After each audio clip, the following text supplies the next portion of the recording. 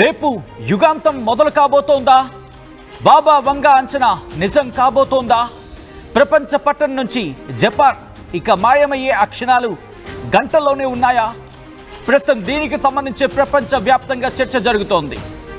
మరి ముఖ్యంగా July 5న June 5 కాదది, జూలై 5న గుర్తుపెట్టుకోండి. జూలై 5న జపాన్ కొట్టుకుపోతుందంటూ బాబా వంగ ప్రిడిక్షన్ ఇచ్చిన సందర్భం. ఆ క్షణాలు దగ్గర పడుతున్నాయా? అదిగో అదిగో అదిగో మీరు చూడొచ్చు, వాల్కనో ఎరప్షన్. జపాన్లో అగ్నిపర్వతం బద్దలయ్యింది. అగ్నిపర్వతం నుంచి లావా ఇప్పుడు బయటకు వస్తోంది.